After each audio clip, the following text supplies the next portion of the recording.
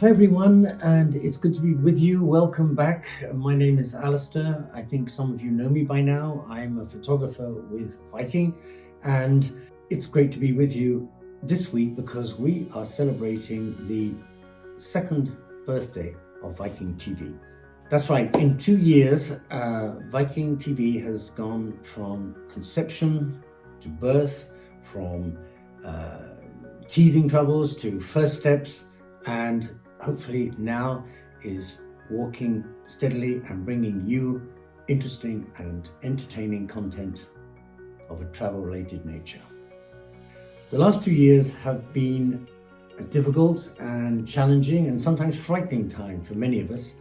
And I think Viking.TV was created because there was a need to build a bridge between us and you, a bridge that would connect us at a time when we were all isolated and traveling just simply wasn't possible. But now, 2 years later, the pandemic is hopefully getting smaller in our rearview mirror, and the view in front is getting bigger and the travel options are getting better. Traveling is back, and so are we, and hopefully you will be joining us soon. Which is why today I thought I'd take this opportunity to just titillate your traveler's curiosity by having a little look back at some of the photography I've been doing for Viking over the last few years, and sharing it with you.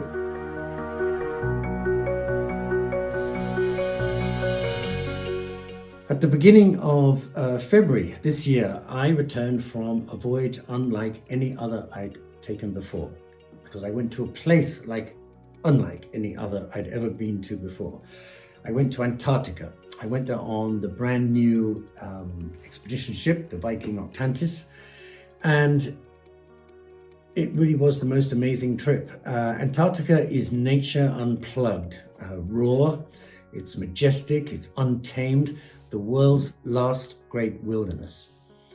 It's what the Antarctic photographer Herbert Ponting called the Great Alone.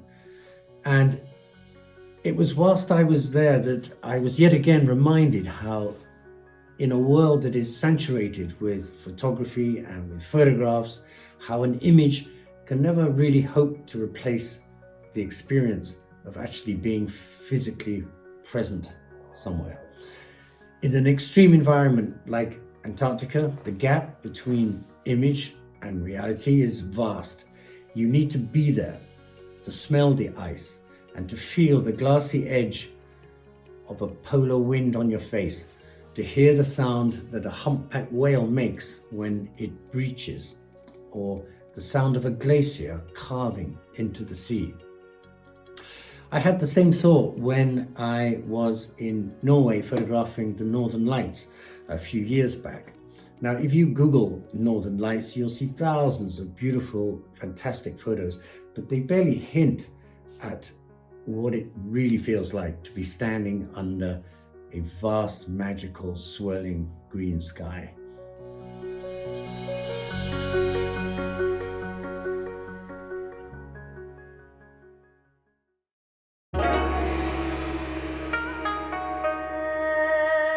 Going to Antarctica was, without a doubt, one of the standout trips of my time with Viking. But there have been others, and one of those was China. China is an extraordinary place, and I'm old enough to remember when the idea of going to China was impossibly absurd. It just didn't happen.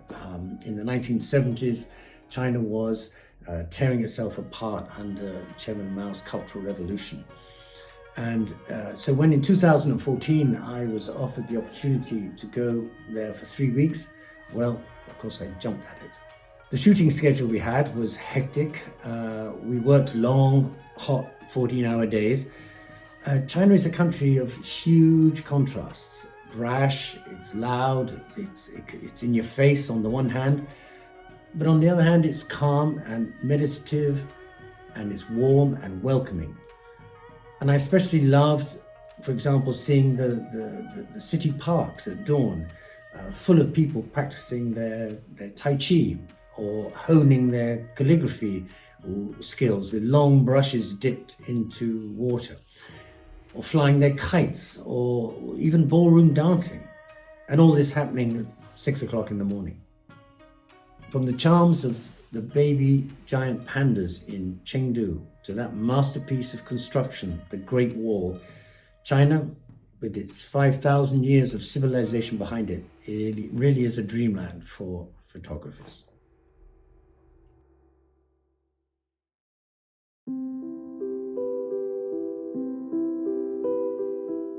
A different kind of dreamland was my visit to the Baroque monastery of Gottweg, which is high up on a hill overlooking the Wachau Valley in Austria. Monks have worked and worshipped there for over 900 years, and I was lucky enough to be invited to stay for a few days. The building itself is vast, and the small number of monks who live and work there spend their time reading and contemplating and worshipping, but also tending the monastery's vast estates and making their own wine and their own beer and serving the local communities. Now, I'm not a religious person, but I was privileged to be invited to join the monks one evening at Vespers and really get a glimpse into the world of monastic life. It's a memory that will stay for me forever.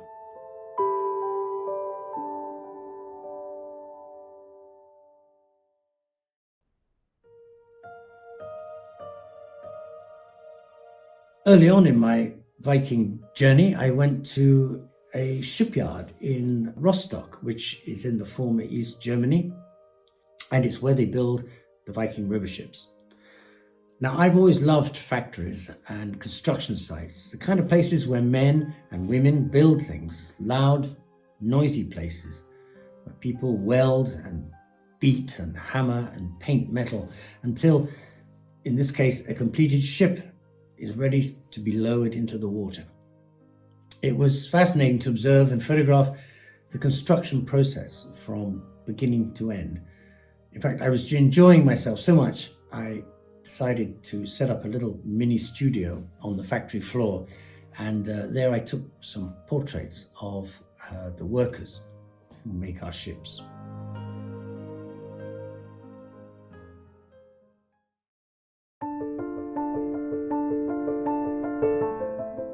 And over the years for Viking, I've obviously photographed a lot in Norway, which is the company's homeland. My introduction to the country was a 4-day hike with Karina Hagen across the Finse Plateau, which is in the center of Norway.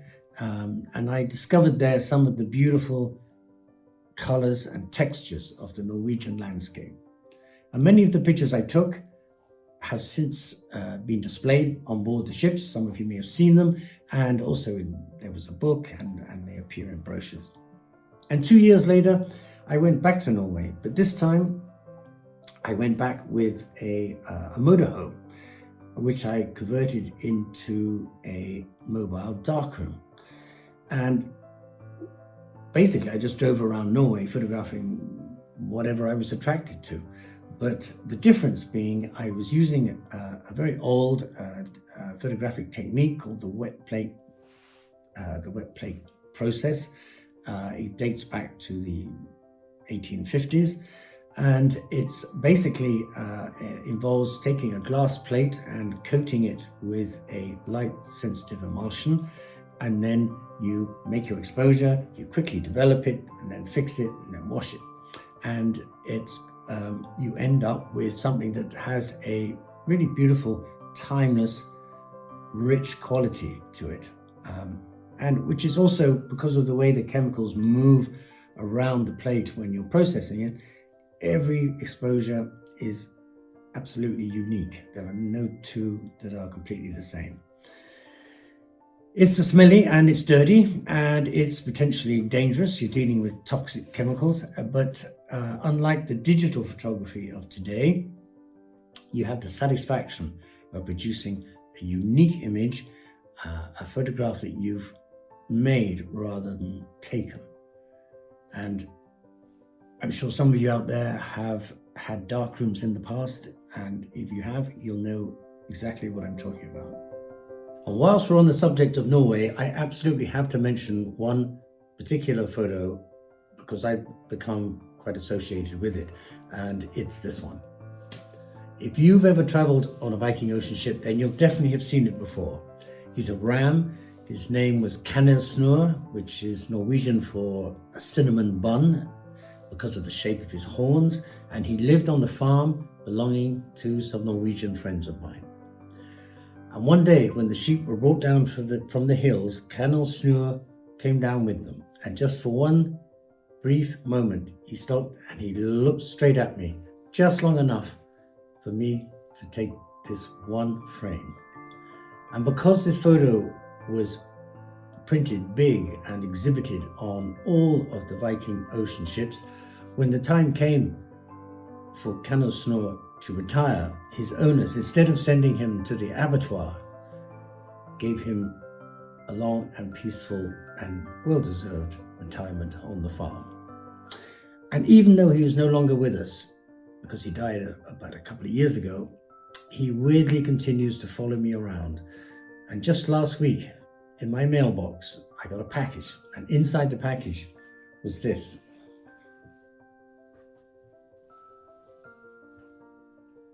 Kanelsnur, helping me dry the dishes.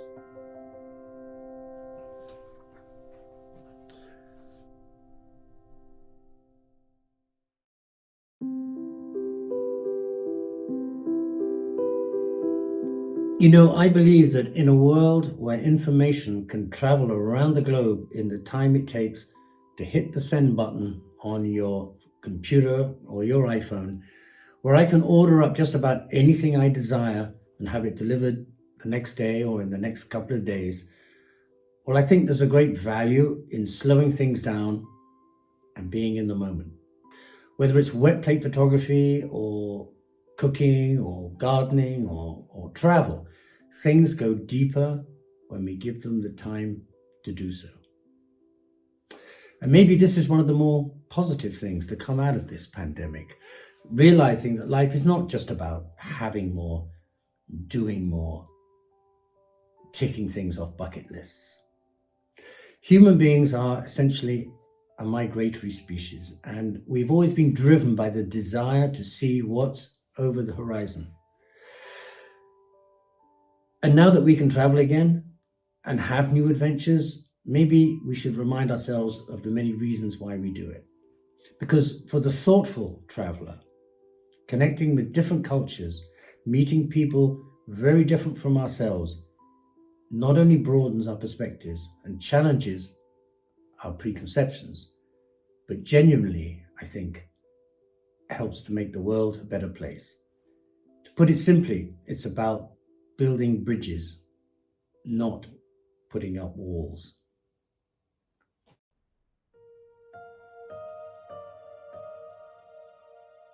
So let me end by wishing Viking.TV a very happy second birthday and give a big shout out to some of the people who bring these programs to you.